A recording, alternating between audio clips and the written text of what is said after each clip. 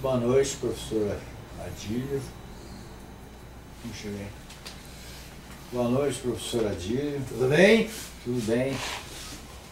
Professor Adílio, que é geógrafo também, e sociólogo. Nós vamos tecer um comentário sobre alguns pensadores aí, algumas facetas desses pensadores, né, que diz respeito.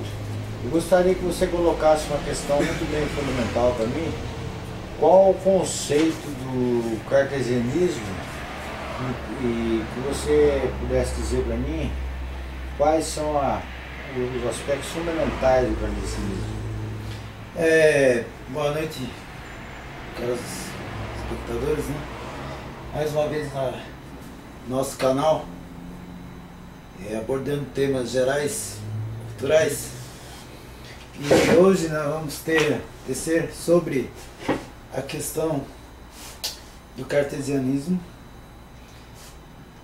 Mas primeiramente a gente tem que dar uma visão antropológica da questão.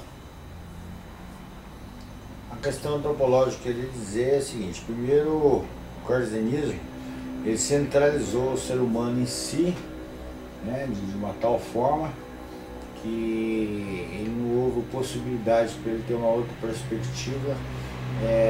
Ele praticamente amarrou o ser humano num pensamento só, né? Uma felicidade de vida, a razão, o pensamento foi só nessa vertente, né? Bom, nós temos 5 sentidos: visão, ouvido, olfato e tato. O homem, ao ver o objeto lá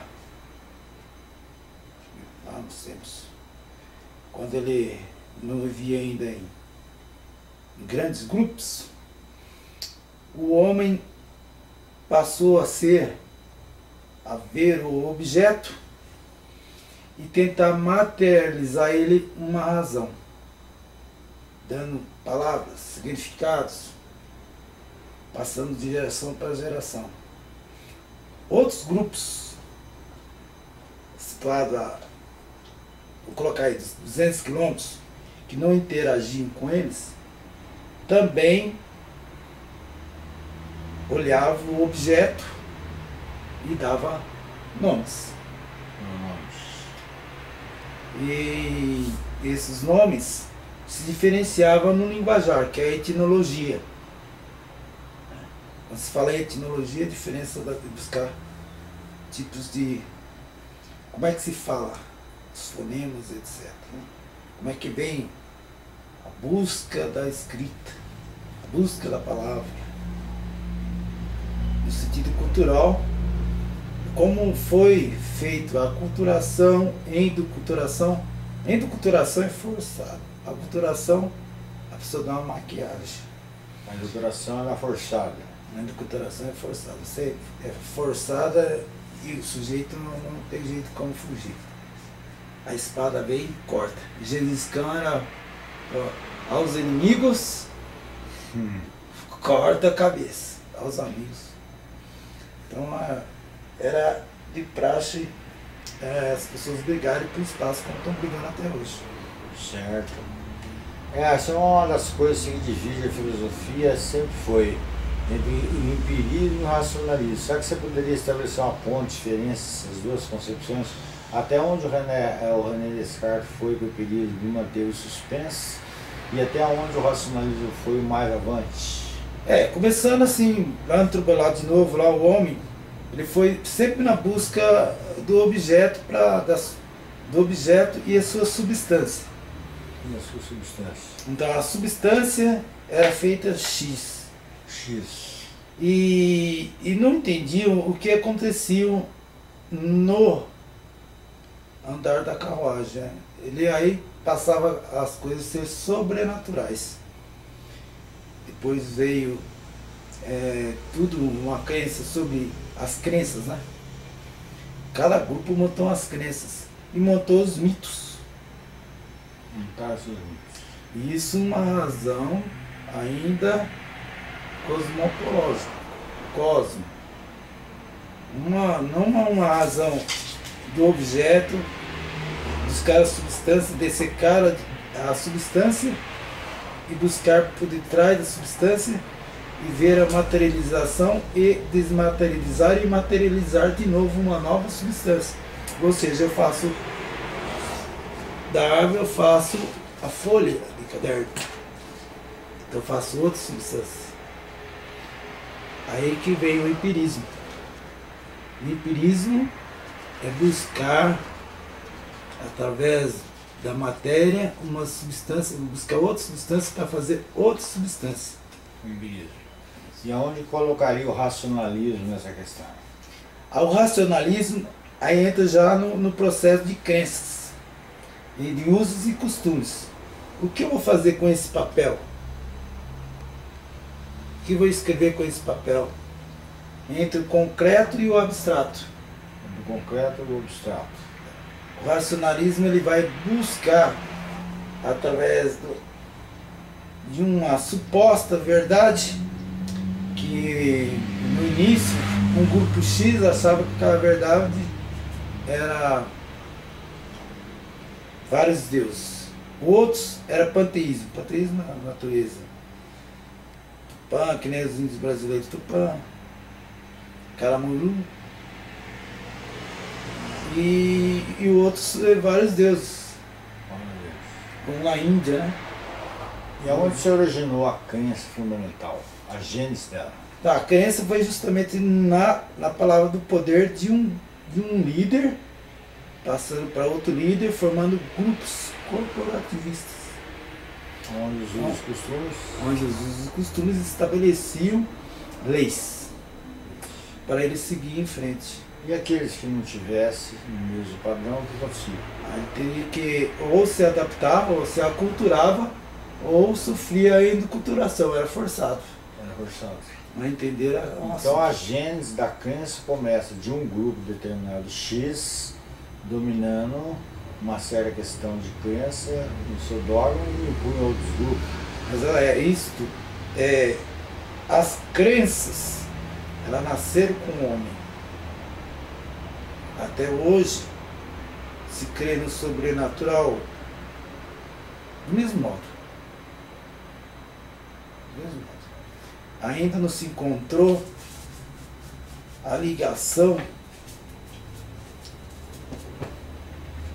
da racionalização, tentaram o empirismo através da ordem e progresso, Auguste Comte, que foi mais para frente, mas começou com Kant, que falou: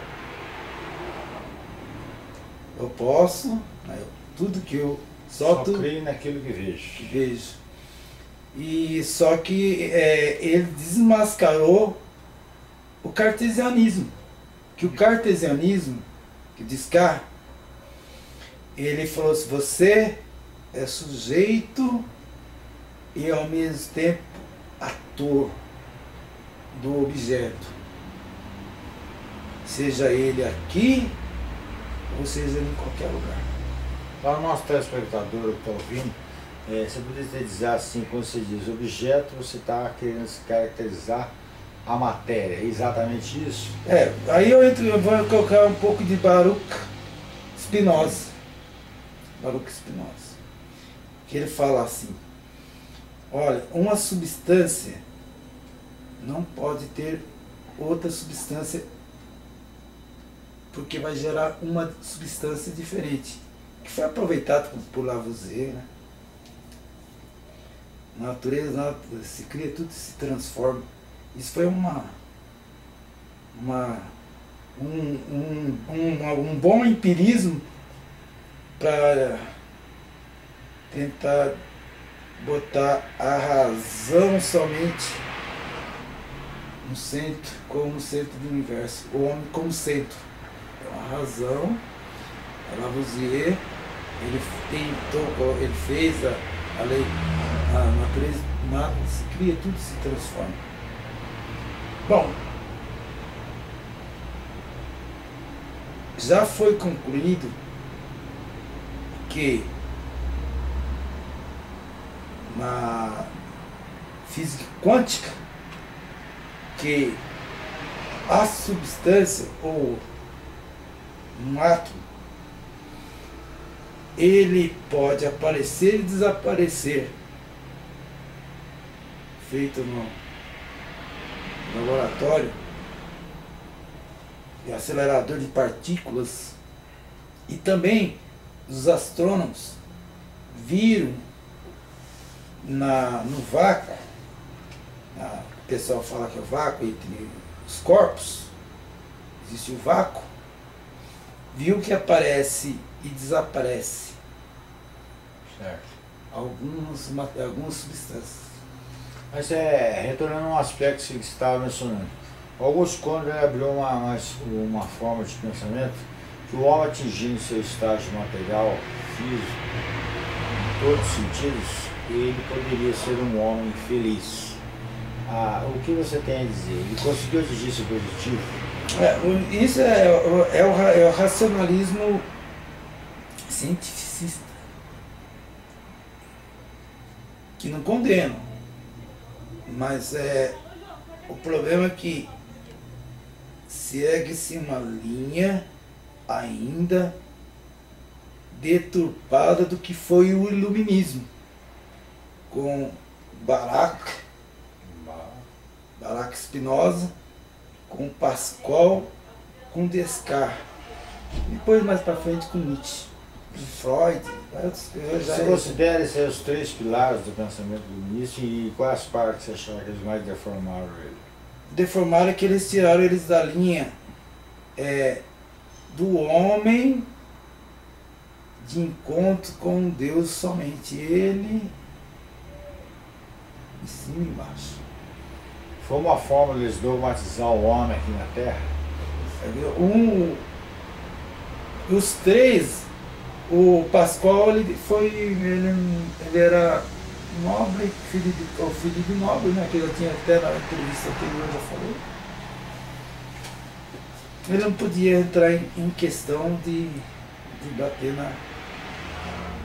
em todos os dogmas da igreja que mostravam que a igreja, ela não, tanto a igreja protestante como a igreja católica, não tinham verdades absolutas, como lá no início do homem. O homem não tinha as verdades absolutas, ele buscou, através da razão, buscar alguma coisa.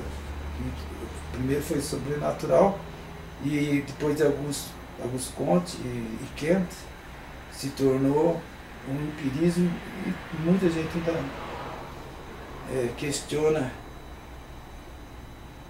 o que é Deus, o que é fé. Eu não tenho fé. O que é... Então ele ainda está na procura, depois os três tentaram mostrar, os três, Descartes, quando ele falou o espírito puro, ele tem a causa, meio e efeito. Se ele é a causa, meio e efeito, então ele é dinâmico, ele não é estático. Não é como o Kant e os positivistas colocaram, os racionalistas que vieram depois, tentando justificar a substância, dando leis. Leis, mais leis, mais leis, mais leis, que o homem vai buscar o progresso, ordem e progresso. Auguste Comte.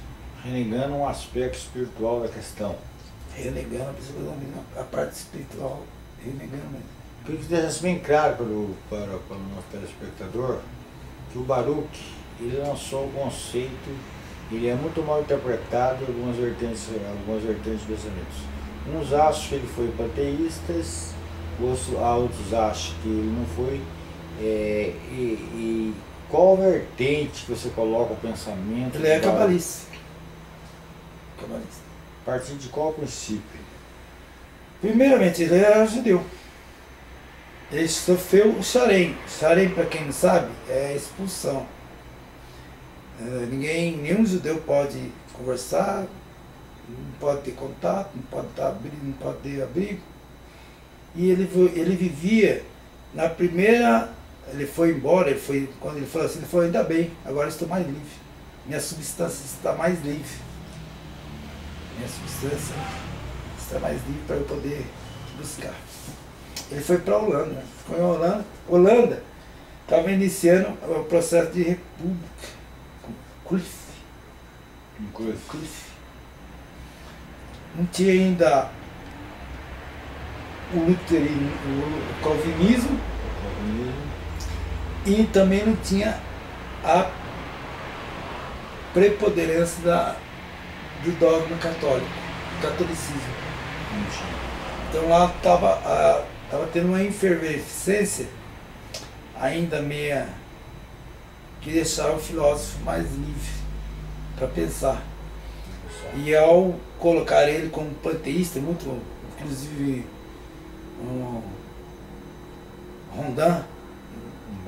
Humberto Rondin, coloca ele como panteísta, estava errado. Agora, Porque no Rondin ele fala assim que ele é parte da premissa que eu tenho essa substância, a natureza, a árvore, eu posso olhar a árvore, Deus está na árvore, Deus está no cachorrinho que eu tenho, Deus está no sorriso da criança, mas a questão do ódio,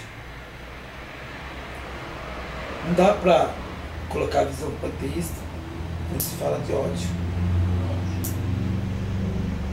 O cachorro morde. A árvore lá é a própria natureza, ciclo da natureza.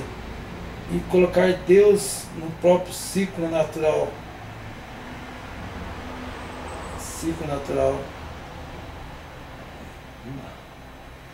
sim, mas voltando à sua questão assim, básica do pensamento do Baruch, uns dizem que ele houve um rompimento da dualidade, que ele não crê na dualidade do espírito e matéria, ou seja, acha que a matéria é a expressão dela de si própria, onde que ele há uma restrição ao pensamento de René Descartes, aonde faz uma separação. Você poderia situar para mim essa questão?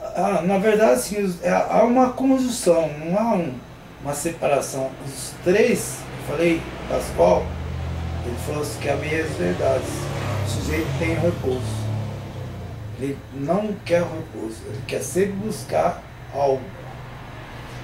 E o Descartes falou assim, ele é o princípio, meio, ele é a causa e efeito.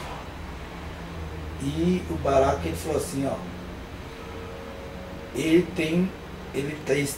tem um fim e não tem um fim. Isso que é difícil de entender. Porque como ele é, não implica uma coexistência. Então se eu sou matéria, então eu tenho um espírito. Mas você não acha que o Baruch Aí ele falou assim, a matéria morre. Aí ele faz essa dualidade. A matéria morre, mas o espírito...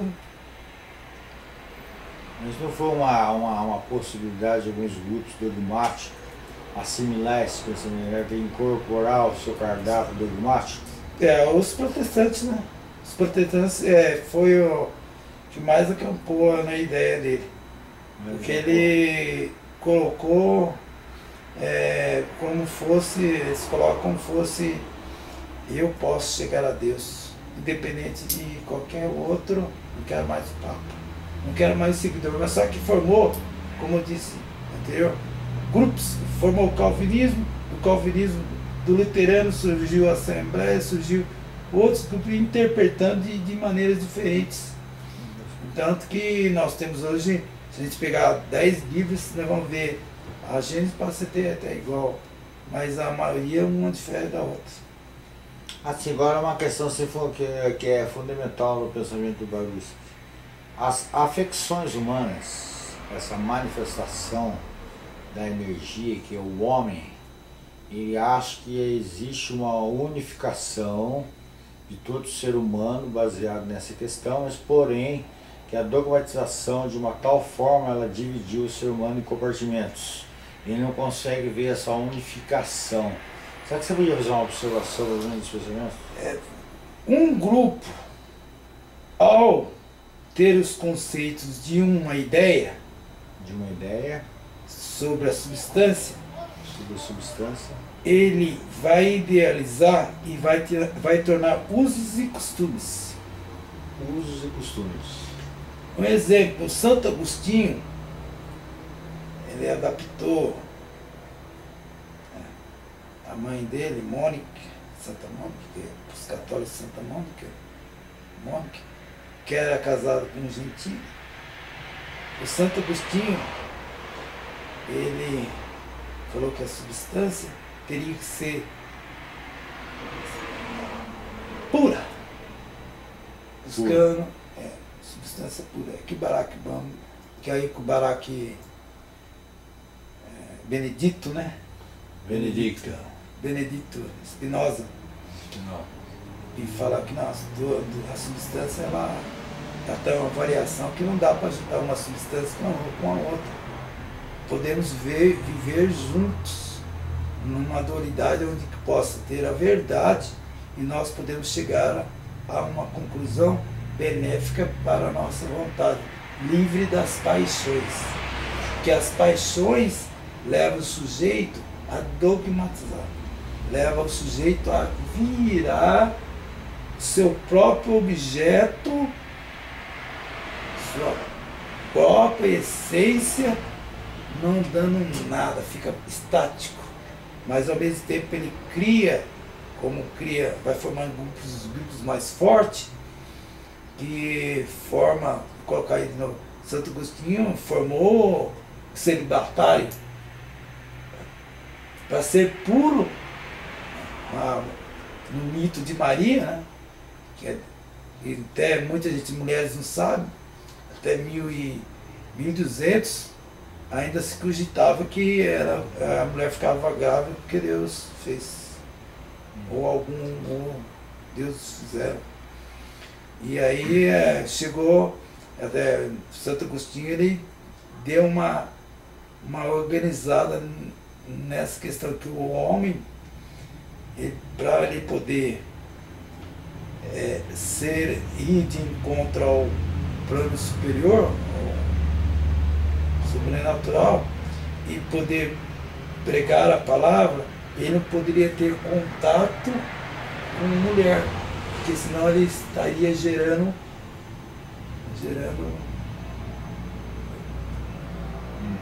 então, até Spinoza já estava num conflito, querendo tentar ligar Aristóteles, que Aristóteles falava assim, não, o sexo é normal,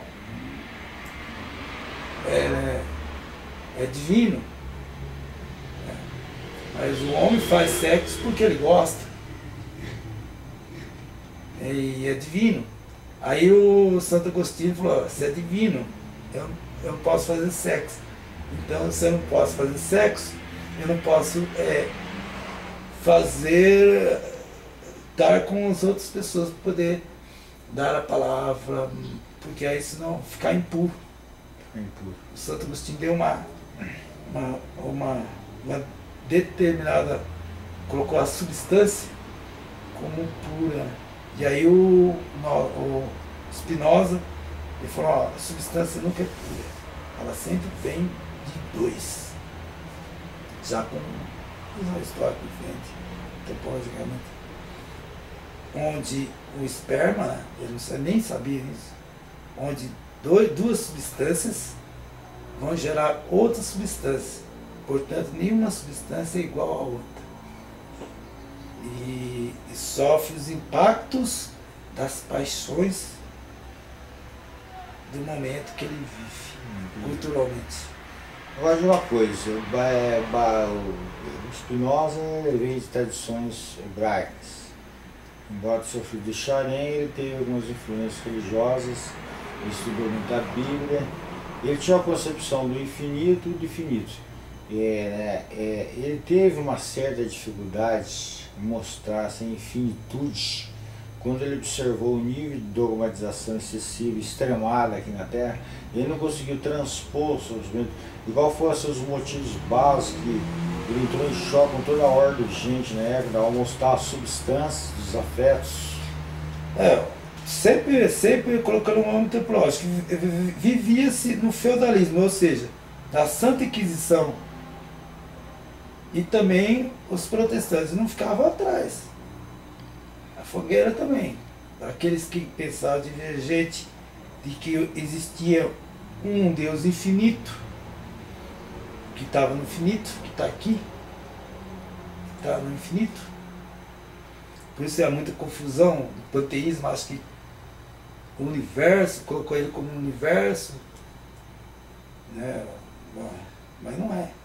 Então houve conflito, tanto que o livro dele foi lançado depois da morte, com um pseudônimo. Em outro lugar, o nome dele é Ética. Livro Ética dele. Os melhores dele, né? Que contestava toda essa dogmatização que o homem sofre, porque a verdade é escondida por um grupo seleto de líderes que usam o sistema ainda ordem e progresso. Positivo.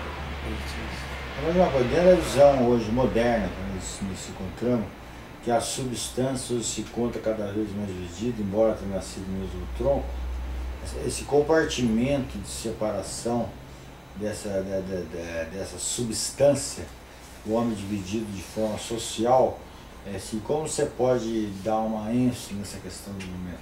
Voltando à visão antropológica ou na visão social? No momento, tem-se várias pessoas que estão entrando nesta visão de que ele pode se religar. Religião significa religar algo. Religar, então ele pode se religar algo. E ao religar algo, ele não precisa dos dogmas que foram estabelecidos por um grupo que determina o que ele deve fazer ou não deve fazer. Ir lá rezar cartilha, fazer todo o processo. Um dos piores que surgiram, que ele disse, foi Coríntios. A carta de Coríntios dele. Apóstolo Paulo? Não, eu não vou falar apóstolo. Paulo. Paulo e Tarso. Que é o homem. Apóstolo coloca muito no dogmático. Se colocar apóstolo, fica dogmático. Como homem. Porque todo pensamento, aí que entra o Descartes. Ele é o meio. Se ele é o meio fim, ele pode divergir. E por isso um devir dinâmico. Em que um, observando o seu momento histórico, antropologicamente, ele pode enxergar o objeto mais humanamente. O Descartes coloca isso, mas só que o positivo descaracterizou como Descartes. Descartes, na verdade, Descartes, como sempre, os grupos majoritários que têm o controle da imprensa, de qualquer modo, de qualquer lugar, o líder de uma igreja, o líder de uma imprensa, de um rádio, de qualquer coisa que tenha voz, ele consegue através de sua palavra um fim diferente daquele grupo, que pode criar ideias no futuro.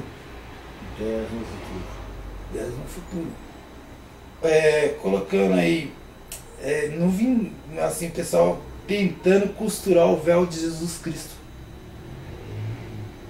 Se for colocar, tentando costurar o véu do budismo, criando várias linhas, concepções.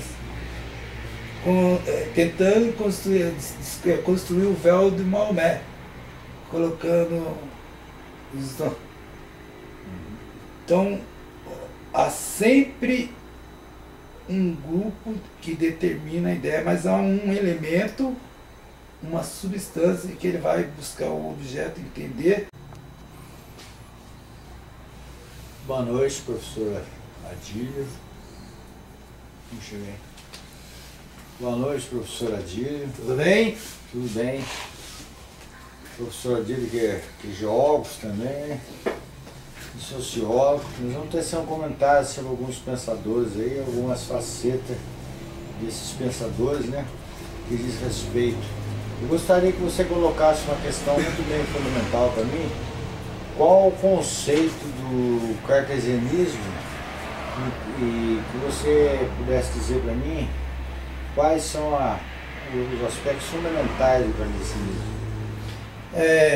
Boa noite, caros espectadores, né? Mais uma vez no nosso canal, abordando temas gerais, culturais. E hoje nós vamos tecer sobre a questão do cartesianismo. Mas primeiramente a gente tem que dar uma visão antropológica da questão. A questão antropológica que ele dizer é a seguinte: primeiro, o cartesianismo ele centralizou o ser humano em si, né, de uma tal forma que ele não houve possibilidade para ele ter uma outra perspectiva. Ele praticamente amarrou o ser humano num pensamento só, né? Uma felicidade de vida, a razão, o pensamento foi só nessa vertente, né? Bom, nós temos 5 sentidos: visão, ouvido, olfato e tato. O homem, ao ver o objeto lá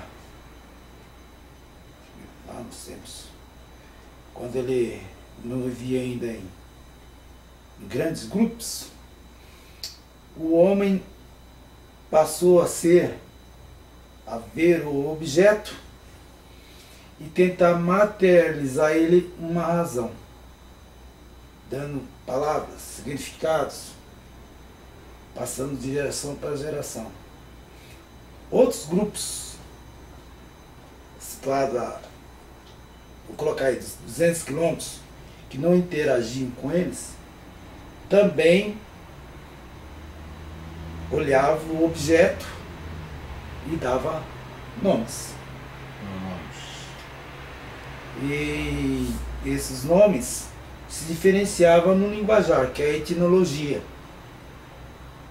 Quando se fala em etnologia, a diferença de buscar tipos de... como é que se fala? Os fonemas, etc. Né? Como é que vem a busca da escrita, a busca da palavra. No sentido cultural, como foi feito a aculturação, endoculturação. Endoculturação é forçada. A aculturação, a pessoa dá uma maquiagem. A endoculturação é forçada. A endoculturação é forçada. Você é forçada e o sujeito não tem jeito como fugir. A espada vem e corta. Gengis Khan era aos inimigos, corta a cabeça. Aos amigos.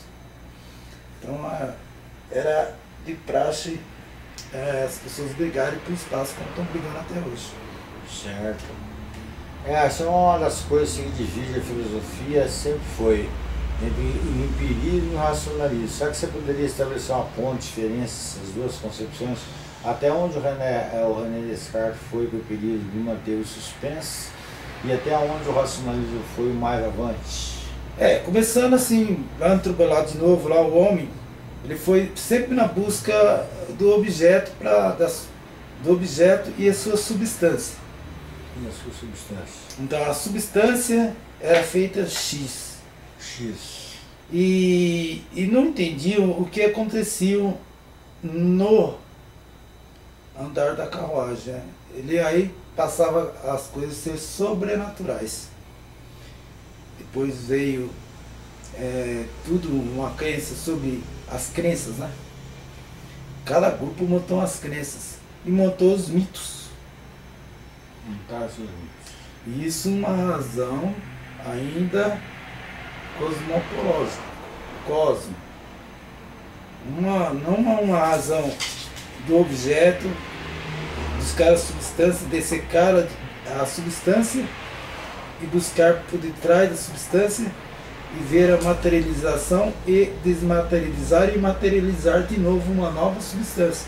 Ou seja, eu faço da árvore, eu faço a folha de caderno. Então eu faço outra substância. Aí que vem o empirismo. O empirismo é buscar, através da matéria, uma substância, buscar outra substância para fazer outra substância. Empirismo. E aonde colocaria o racionalismo nessa questão? O racionalismo aí entra já no processo de crenças e de usos e costumes. O que eu vou fazer com esse papel? O que eu vou escrever com esse papel? Entre o concreto e o abstrato. Do concreto e o abstrato. O racionalismo ele vai buscar, através de uma suposta verdade, que no início um grupo X achava que aquela verdade era vários deuses. Outros era panteísmo. Panteísmo é a natureza. Tupã, que nem os índios brasileiros, Tupã, Caramuru. E outros vários deuses. Como na Índia, né? E aonde se originou a crença fundamental? A gênese dela? A crença foi justamente na palavra do poder de um líder, passando para outro líder, formando grupos corporativistas. Onde os usos e costumes? Onde os usos e costumes estabeleciam leis para ele seguir em frente. E aqueles que não tivessem o mesmo padrão, o que acontecia? Aí teria que ou se adaptava, ou se aculturava, ou sofria a enculturação, era forçado. Era forçado. Não entenderam? Então a gênese da crença começa de um grupo determinado X dominando uma séria questão de crença no seu dogma e impunha outros grupos. Mas as crenças, elas nasceram com o homem. Até hoje se crê no sobrenatural do mesmo modo. Do mesmo modo. Ainda não se encontrou a ligação da racionalização. Tentaram o empirismo através da ordem e progresso, Auguste Comte, que foi mais para frente, mas começou com Kant, que falou: eu posso, tudo que eu só creio naquilo que vejo. E só que ele desmascarou o cartesianismo. Que o cartesianismo, que Descartes, ele falou assim: você é sujeito e ao mesmo tempo ator do objeto, seja ele aqui ou seja em qualquer lugar. Para o nosso telespectador que está ouvindo, você poderia dizer assim, quando você diz objeto, você está querendo se caracterizar a matéria, é exatamente isso? Aí eu vou colocar um pouco de Baruch Spinoza, que ele fala assim: olha, uma substância não pode ter outra substância, porque vai gerar uma substância diferente, que foi aproveitado por Lavoisier, né? Na natureza se cria, tudo se transforma. Isso foi um bom empirismo para tentar botar a razão somente no centro, como centro do universo, o homem como centro. Então a razão, a Lavoisier, ele fez a lei, a natureza, nada se cria, tudo se transforma. Bom, já foi concluído que na física quântica que a substância ou um átomo ele pode aparecer e desaparecer, feito no laboratório, acelerador de partículas, e também os astrônomos viram no vácuo, o pessoal fala que é o vácuo entre os corpos, existe o vácuo, viu que aparece e desaparece Certo. algumas substâncias. Mas retornando a um aspecto que você estava mencionando, Augusto Conde abriu uma forma de pensamento que o homem atingindo seu estágio material, físico, em todos os sentidos, ele poderia ser um homem feliz. O que você tem a dizer? Ele conseguiu atingir esse objetivo? Isso é o racionalismo cientificista, que não condena, mas o problema é que segue-se uma linha ainda deturpada do que foi o iluminismo, com Baruch Spinoza, com Pascal, com Descartes, depois mais para frente com Nietzsche, Freud. Você considera esses os três pilares do pensamento iluminista e quais partes você acha que eles mais deformaram ele? Deformaram que eles tiraram eles da linha do homem de encontro com Deus somente, ele em cima e embaixo. Foi uma forma de eles dogmatizar o homem aqui na Terra? Os três, o Pascal ele era nobre, filho de nobre, né? Que eu tinha até na entrevista anterior, já falei. Ele não podia entrar em questão de bater em todos os dogmas da igreja que mostravam que a igreja, ela não, tanto a igreja protestante como a igreja católica, não tinham verdades absolutas, como lá no início do homem. O homem não tinha as verdades absolutas, ele buscou, através da razão, buscar alguma coisa. Primeiro foi sobrenatural, e depois de Auguste Comte e Kant, se tornou um empirismo, e muita gente ainda questiona o que é Deus, o que é fé. Eu não tenho fé. O que é? Então ele ainda está na procura, depois os três tentaram mostrar, os três Descartes, quando ele falou o espírito puro, ele tem a causa, meio e efeito. Se ele é a causa, meio e efeito, então ele é dinâmico, ele não é estático. Não é como o Kant e os positivistas colocaram, os racionalistas que vieram depois, tentando justificar a substância, dando leis. Leis, mais leis, mais leis, mais leis, que o homem vai buscar o progresso, ordem e progresso. Aí Auguste Comte. Renegando um aspecto espiritual da questão. Renegando a parte espiritual, renegando mesmo. Queria que deixasse bem claro para o nosso telespectador que o Baruch, ele lançou um conceito, ele é muito mal interpretado em algumas vertentes de pensamentos. Uns acham que ele foi panteísta, outros acham que ele não foi. E qual vertente que você coloca o pensamento? Ele é cabalista. cabalista. A partir de qual princípio? Primeiramente, ele era judeu.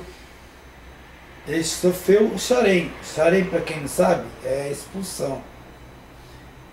Nenhum judeu pode conversar, não pode ter contato, não pode ter abrigo. E ele vivia na primeira. Ele foi embora, quando ele falou assim, ele falou, ainda bem, agora estou mais livre. Minha substância está mais livre. Minha substância está mais livre para eu poder buscar. Ele foi para a Holanda, ficou em Holanda. Holanda estava iniciando o processo de república. Cliff. Não tinha ainda o luterismo, o calvinismo,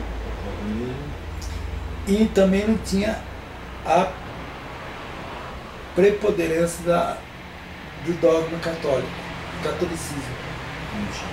Então lá estava tendo uma efervescência ainda meia que deixava o filósofo mais livre para pensar. E ao colocar ele como panteísta, muito, inclusive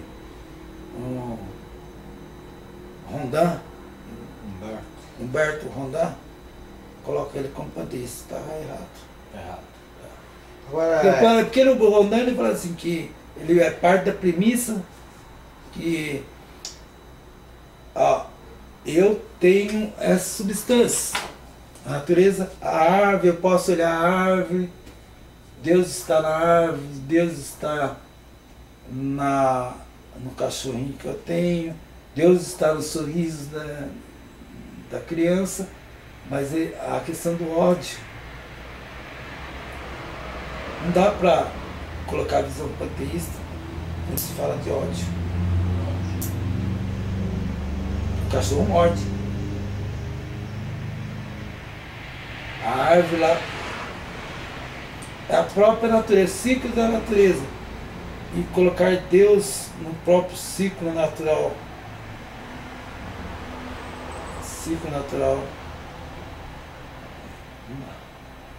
Sim, mas voltando à sua questão assim, básica do pensamento do Baruch, uns dizem que ele houve um rompimento da dualidade, que ele não crê na dualidade do espírito e matéria, ou seja, acha que a matéria é a expressão dela de si própria, onde que ele há uma restrição ao pensamento de René Descartes, aonde faz uma separação. Você poderia situar para mim essa questão? Na verdade, sim, há uma conjunção, não há uma separação. Os três, eu falei, Pascoal, ele falou assim que há meias verdades. O sujeito tem o repouso. Ele não quer o repouso, ele quer sempre buscar algo. E o Descartes falou assim, ele é o princípio, meio, ele é a causa e efeito. E o Barak, ele falou assim, ele tem um fim e não tem um fim. Isso que é difícil de entender. Porque como ele é, não implica uma coexistência. Então se eu sou matéria, então eu tenho um espírito. Mas você não acha que o Baruch Aí ele falou assim, a matéria morre. Aí ele faz essa dualidade. A matéria morre, mas o espírito... Mas não foi uma possibilidade de alguns grupos dogmáticos assimilar esse pensamento, incorporar o seu cardápio dogmático? Os protestantes, né? Os protestantes foi o que mais acampou na ideia dele. Porque ele colocou como fosse, eles colocam como fosse, eu posso chegar a Deus, independente de qualquer outro, não quero mais o Papa, não quero mais o seguidor, mas só que formou, como eu disse anterior, grupos, formou o calvinismo, do calvinismo do luterano surgiu a Assembleia, surgiu outros grupos interpretando de maneiras diferentes. Tanto que nós temos hoje, se a gente pegar 10 livros, nós vamos ver a Gênesis pode ser até igual, mas a maioria uma difere da outra. Assim, agora uma questão que é fundamental no pensamento do Baruch. As afecções humanas, essa manifestação da energia, que é o homem, ele acha que existe uma unificação de todo ser humano baseado nessa questão, mas porém que a dogmatização de uma tal forma ela dividiu o ser humano em compartimentos. Ele não consegue ver essa unificação. Será que você podia fazer uma observação dos pensamentos?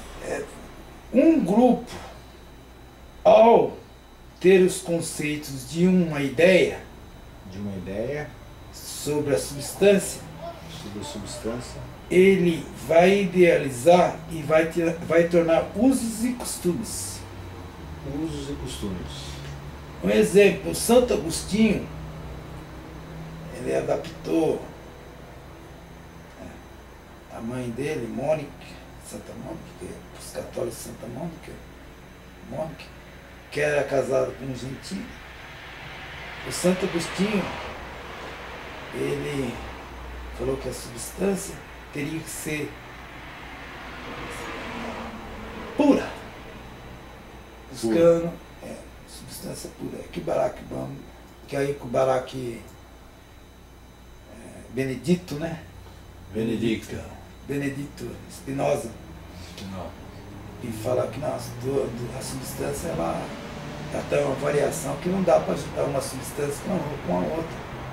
Podemos viver juntos numa dualidade onde possa ter a verdade e nós podemos chegar a uma conclusão benéfica para a nossa vontade, livre das paixões.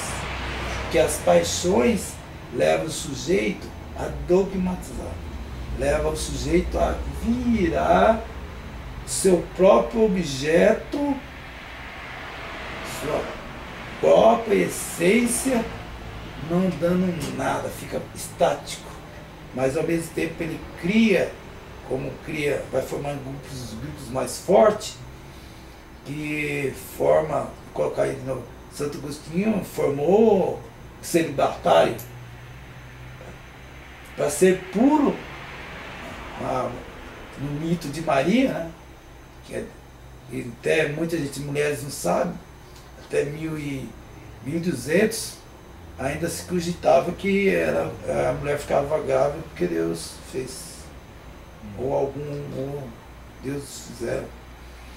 E aí chegou, até Santo Agostinho, ele deu uma organizada nessa questão que o homem, para ele poder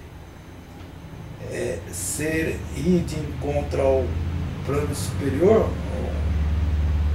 sobrenatural, e poder pregar a palavra, ele não poderia ter contato com mulher, porque senão ele estaria gerando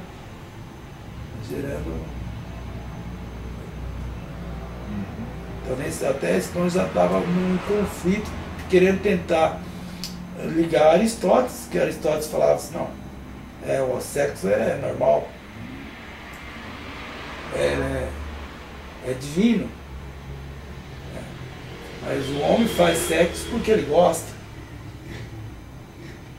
e é divino. Aí o Santo Agostinho falou, se é divino, eu não posso fazer sexo. Então, se eu não posso fazer sexo, eu não posso estar com as outras pessoas para poder dar a palavra, porque aí senão ficar impuro. O Santo Agostinho deu uma determinada, colocou a substância como pura. E aí o Spinoza, ele falou, a substância nunca é pura, ela sempre vem de dois, já com uma história diferente, topologicamente, onde o esperma, ele nem sabia isso, onde duas substâncias vão gerar outra substância, portanto nenhuma substância é igual à outra, e sofre os impactos das paixões do momento que ele vive, culturalmente.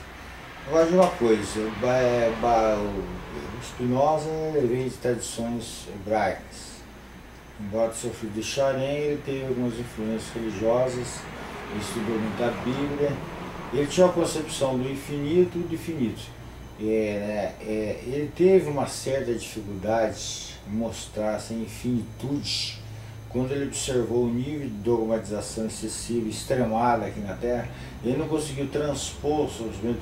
E qual foram os seus motivos básicos que ele entrou em choque com toda a ordem de gente na época, ao mostrar as substâncias dos afetos? Sempre colocando um âmbito teológico, vivia-se no feudalismo, ou seja, na Santa Inquisição. E também os protestantes não ficavam atrás. A fogueira também. Aqueles que pensavam divergente de que existia um Deus infinito, que estava no infinito, que está aqui, que está no infinito. Por isso há muita confusão do panteísmo, acho que o universo, colocou ele como um universo, né? Bom, mas não é. Então houve conflito, tanto que o livro dele foi lançado depois da morte, com um pseudônimo. Em outro lugar, o nome dele é Ética. Livro Ética dele. Os melhores dele, né? Que contestava toda essa dogmatização que o homem sofre, porque a verdade é escondida por um grupo seleto de líderes que usam o sistema ainda ordem e progresso. Positivo. Mas uma coisa, dentro da visão hoje moderna que nós nos encontramos, que a substância hoje se encontra cada vez mais dividida, embora tenha nascido no mesmo tronco, esse compartimento de separação dessa substância, o homem dividido de forma social, assim, como você pode dar uma ênfase nessa questão do momento? Botando na visão antropológica ou na visão social? No momento, tem-se várias pessoas que estão entrando nesta visão de que ele pode se religar. Religião significa religar algo.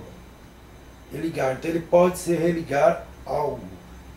E ao religar algo, ele não precisa dos dogmas que foram estabelecidos por um grupo que determina o que ele deve fazer ou não deve fazer. Ir lá rezar cartilha, fazer todo o processo. Um dos piores que surgiram, que ele disse, foi Coríntios. A carta de Coríntios dele. Apóstolo Paulo? Não, eu não vou falar Paulo. Paulo. Paulo de Tarso. Que é o homem. Apóstolo coloca muito no dogmático. Se eu colocar apóstolo, fica dogmático. Como homem. Porque todo pensamento, aí que entra o Descartes. Ele é o meio. Se ele é o meio fim, ele pode divergir. E por isso um devir dinâmico. Em que um, observando o seu momento histórico, antropologicamente, ele pode enxergar o objeto mais humanamente. O Descartes coloca isso, mas só que o positivo descaracterizou o Descartes. Descartes, na verdade, Descartes, como sempre, os grupos majoritários que têm o controle da imprensa, de qualquer modo, de qualquer lugar, o líder de uma igreja, o líder de uma imprensa, de um rádio, de qualquer coisa que tenha voz, ele consegue através de sua palavra um fim diferente daquele grupo, que pode criar ideias no futuro. colocando aí, não vim assim, pessoal, tentando costurar o véu de Jesus Cristo. Se for colocar, tentando costurar o véu do budismo, criando várias linhas, concepções. Tentando construir o véu de Maomé, colocando os. Então, há sempre um grupo que determina a ideia, mas há um elemento, uma substância que ele vai buscar o objeto, entender